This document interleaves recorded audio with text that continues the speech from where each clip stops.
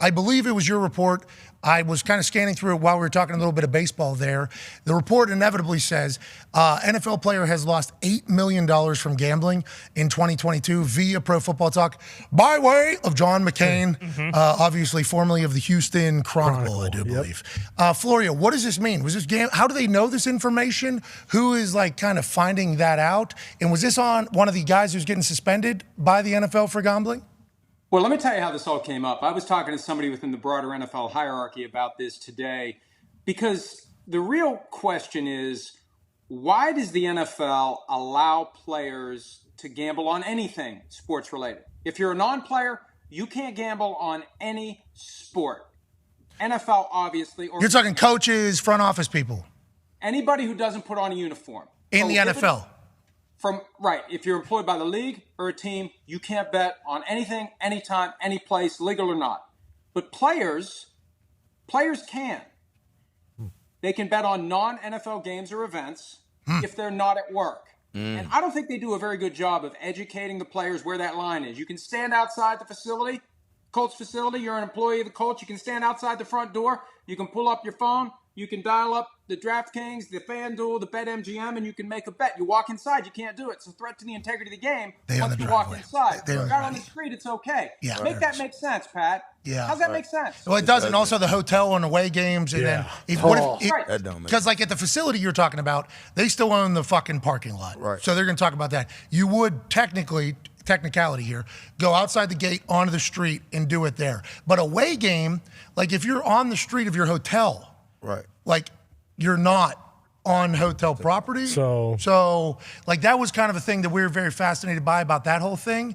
Right. And also it is interesting, and I saw what Sims said on your show, I read it, where he was like, well, he thinks that this is potentially the sports books telling the NFL, because they are in partnership with each other. Obviously there's a lot of money to be made together. They all understand that they think like, keep the young guys that have millions of dollars available. Please allow them to continue to gamble. And I guess that is potentially something that could take place. But then whenever you learn of a guy losing $8 million, who tells you that? Is that somebody does the league know that somebody lost $8 million? Does the sports book know that a guy lost $8 million?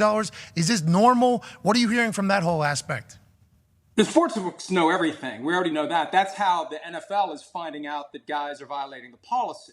The sports books are basically ratting out the players. And in some states, they have to. The Gaming Commission has rules and regulations about who is and who isn't betting. And if you're tied to a team, if you're doing it, they supply the information, et cetera, et cetera. But that's the bottom line. That's how the NFL is finding all this out. This came up because I was talking to somebody who is in a position to know this kind of stuff. And I trotted out the Sims conspiracy theory. He's trying to get one of the spots in the top 5 as well, that the sports books want the NFL to let the whales keep betting. Because who better than a guy in his early 20s, mid-20s, late 20s, even 30s, with a ton of disposable income. Yeah. And a competitive. That needs a little juice, a little action. This is fun. Everybody's doing it. The ads are everywhere. Yeah, you want a guy like that to bet, Pat. You want a guy like that at the table. You don't want to push him away. So that's how I found this out. I was telling somebody about the fear, and it's like, wow, somebody lost $8 million last year. A guy in our league lost $8 million last year. Now, I don't know if it was legally or illegally wagered. I assume it was through legal betting in the right place, proper time. But the bottom line is somebody lost $8 million last year wagering on sports. So it just shows you that this is a problem. This is prevalent, and a lot of guys are doing it. And I don't know if there's anybody else in that magnitude of losses, but if you total it all up over 2,000 players, it's going to be a lot of money that is flowing from the players to the sports book. I've seen a couple million kind of just swing hands in Boo-Ray and in cornhole, So I would assume if you could potentially get on an app and make some gambles, and now they're all regulated legally, so the amount of that you can bet in a jumping bet, I think, would be certainly something. And I don't want to knock off Chris Sims' conspiracy theory here too early, but if the sports books are the ones ratting out the players to the NFL, then they wouldn't be the ones that would just be wanting them to be in there. No. I think, right? But they have to. I think from a regulatory standpoint, I think they have to. If they have that information, because we all are carrying around Big Brother, this is the thing that's ratting us out. This is the thing that's betraying us. Isaiah Rodgers seemed to think it was good enough, based on the reports, to have an account in someone else's name. This is the thing that's ratting you out. This is the thing that is the pings from the phone to the apps. I think the sports books have to do it. There's no other way you can bet it, though. So you're going to get ratted out anyway. Regardless. Yeah. Like the whole, because they've been using towers pings on phones forever and whatever. Long time. But now with actual sports gambling, you have to geolocate when you're logging in. Like, it actually tells you at the bottom, hey, we are currently tracking where you are, just like on the Google map or the Apple map, or you're the little blue dot. They're doing the exact same thing. I would assume and hope that the NFL will let guys know that they know exactly where you're gambling at. But it is a slippery slope, it does sound like. Speaking of slippery slope, you'd be the guy that would know all about this particular one, because Dad, being a bookie, running with the mob a little bit over there in Wheeling, West Virginia, has led to a book that you wrote called Father. That's available now?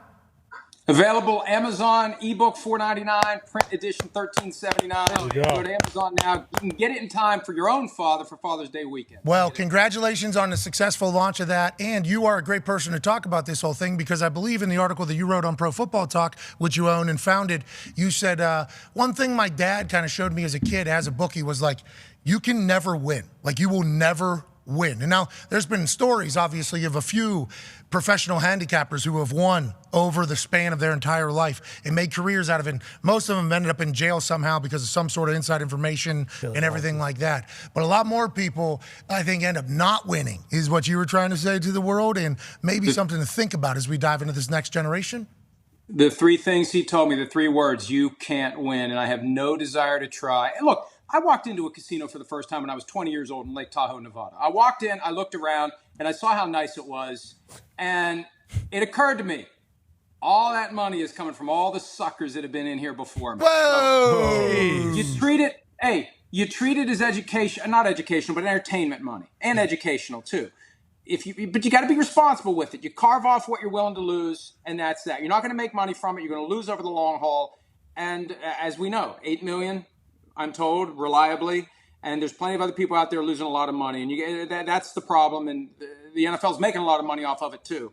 So it's hypocritical at some level, and it's a problem the league's got to deal with. Yeah, I agree. It's going to be a lot of money. It's going to be $1 trillion business, everybody's thinking there at some point. You know what I mean? Like, down the road, there's a potential. The amount of money that's going to come through the sports books is going to be absurd. Only in 22 states right now.